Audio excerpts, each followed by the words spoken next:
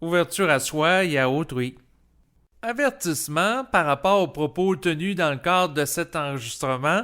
Je vous ne demande pas de croire ce qui est dit, mais plutôt de vérifier par vous-même si cela est réel avec votre ressenti ou votre intellect. Bonne écoute. L'individu qui vit un processus de conscientisation est appelé à développer la capacité d'être ouvert à lui-même, c'est-à-dire être à l'écoute de son intuition, de son ressenti, de son intériorité. Et souvent, c'est à travers des événements difficiles de la vie que la personne va s'intérioriser.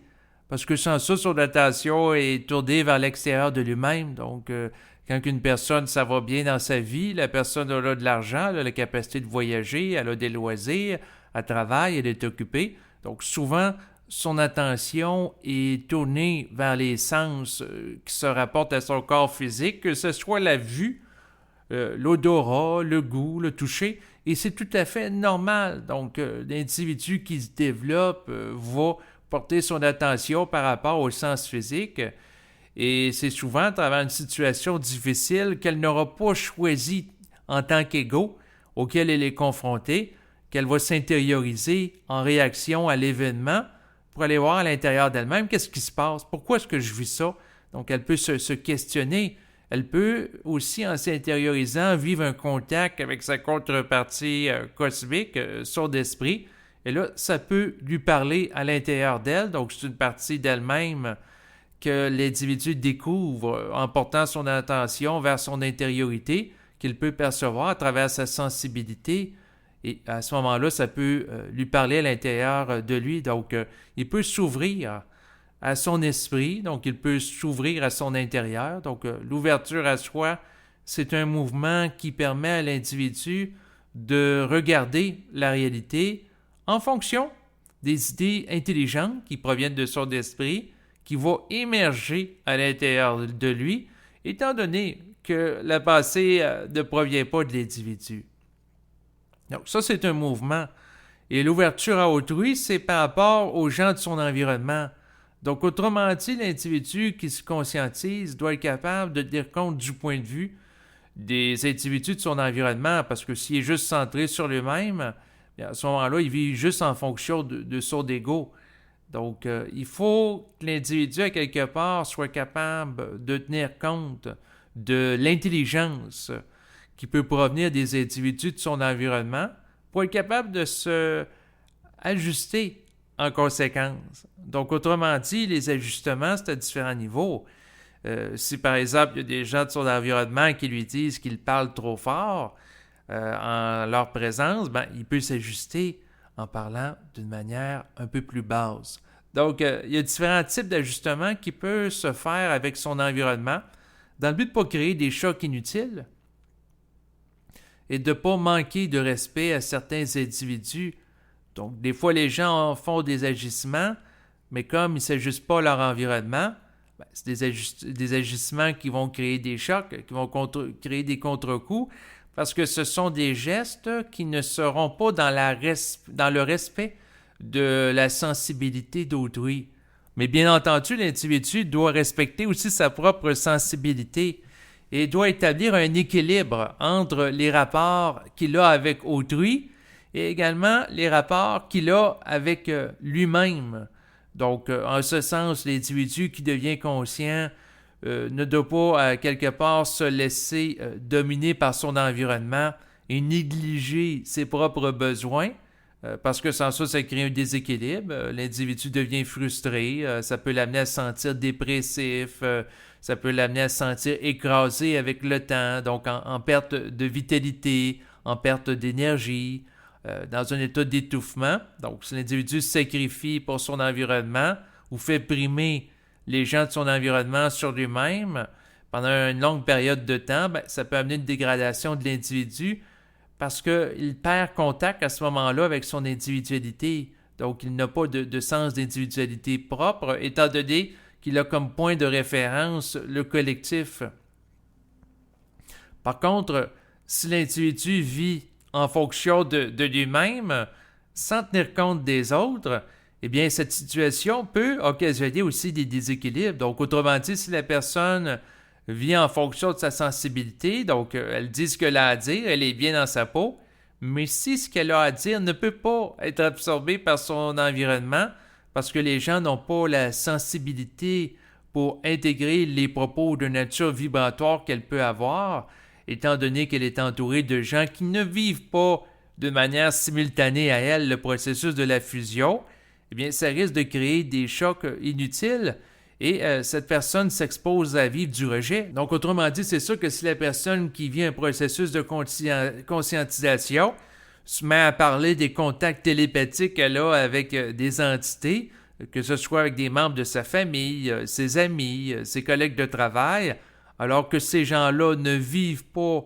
consciemment de tel type de contact psychique ou des expériences paranormales qu'elle raconte qu'elle a vécues ou des perceptions qu'elle a eues d'extraterrestres, d'objets volants non identifiés, donc différentes choses qui ont attrait à ce qui sort de la normalité, donc de nature paranormale. Donc, si elle parle de ça avec des gens dans son environnement, c'est sûr qu'il y a des gens qui vont la rejeter, il y a des gens parce que ça ne fait pas partie de leur expérience, il y a des gens qui peuvent la ridiculiser parce que ça ne fait pas partie des choses qu'ils sont habitués d'entendre.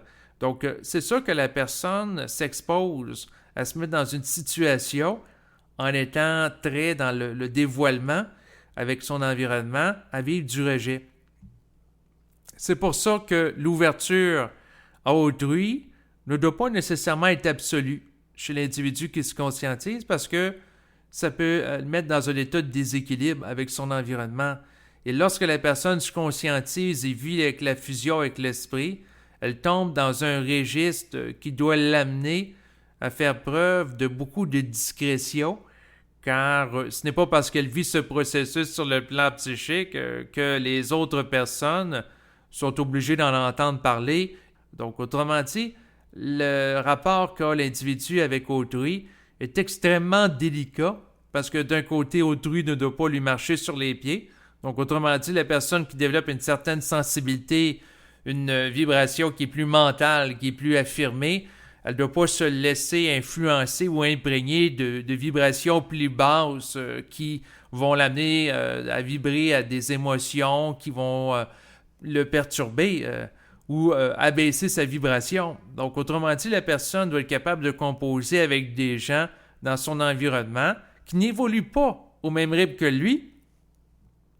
Donc, s'il y a des gens qui ont des vibrations plus basses que lui, il ne doit pas se laisser imprégner par les basses vibrations, mais en même temps, il ne doit pas manifester une vibration plus haute que celle de ces gens à travers des propos chocs s'il n'a pas la vibration que c'est intelligent d'agir ainsi. C'est sûr que si quelqu'un qui se conscientise se fait marcher sur les pieds par une autre personne qui lui manque de respect, ben, ça fait partie de son droit de lui la remettre à l'ordre.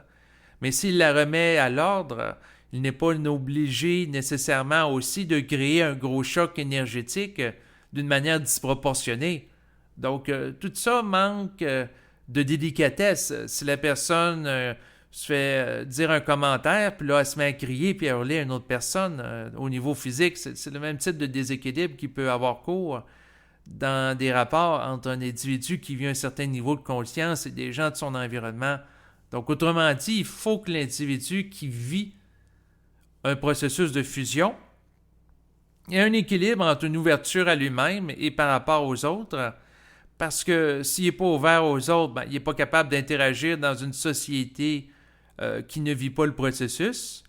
Et s'il n'est pas ouvert à lui-même, ben, il se coupe du contact qu'il peut avoir avec son esprit et des communications télépathiques qui peut l'amener à avoir une compréhension qui est à l'avant-garde, qui est au-delà de la compréhension actuelle de la société, mais qui sera éventuellement utile à la civilisation présente au fil des siècles lorsqu'elle sera en mesure d'intégrer davantage d'idées nouvelles. Donc, autrement dit, il y a des individus présentement qui sont des pionniers, des précurseurs, donc des gens qui ont une capacité d'intercepter des idées de haute vibration et qui sont tout simplement là, présentement sur Terre, en situation d'incarnation, pour progressivement intégrer sur le plan personnel des idées nouvelles, changer leur mode de vie, et qu'éventuellement les gens de leur environnement s'inspirent de leur mode de vie ou des idées qu'ils diffusent pour améliorer concrètement leur propre sort, et éventuellement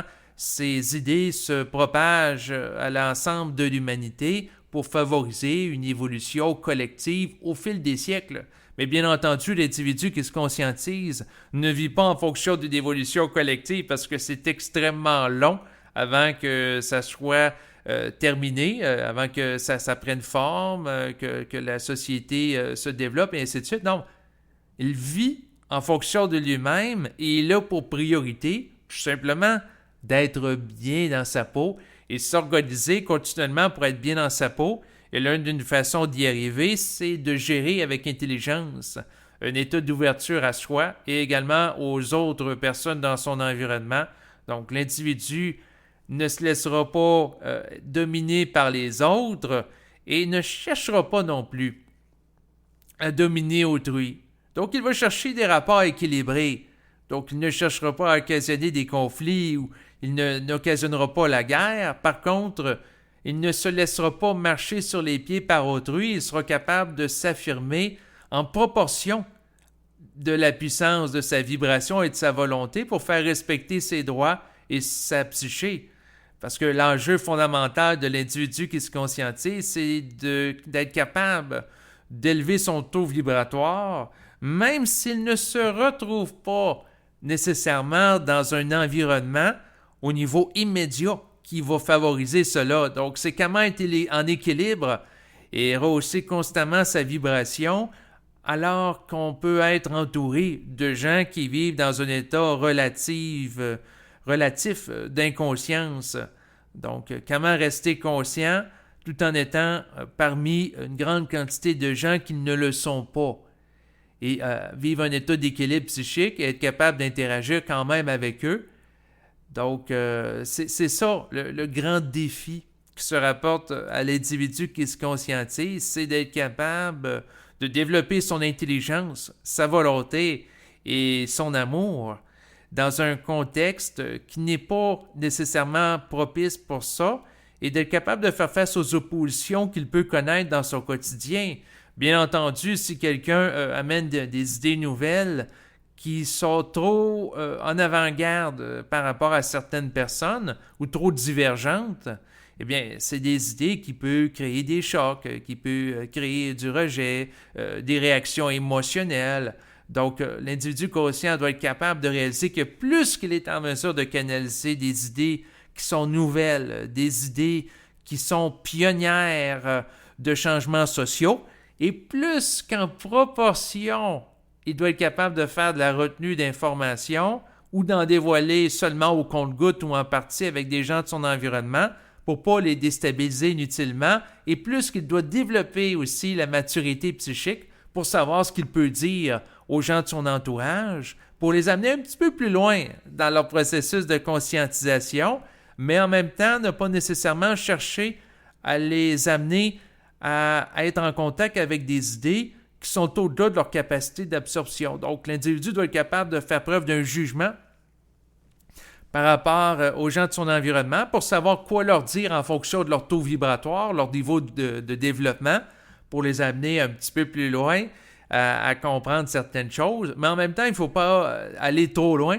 parce que sans ça, c'est plus nuisible qu'utile. Donc, il faut savoir jusqu'où aller. Et pour savoir jusqu'où aller, il faut être capable de faire une lecture vibratoire des gens qui nous entourent pour savoir par rapport à ces personnes-là, qu'est-ce qu'ils sont capables de prendre ou non, et ensuite d'agir en conséquence. Et c'est vraiment ça qui va permettre à l'individu qui se conscientise d'avoir des rapports équilibrés avec les gens qui se trouvent dans son environnement.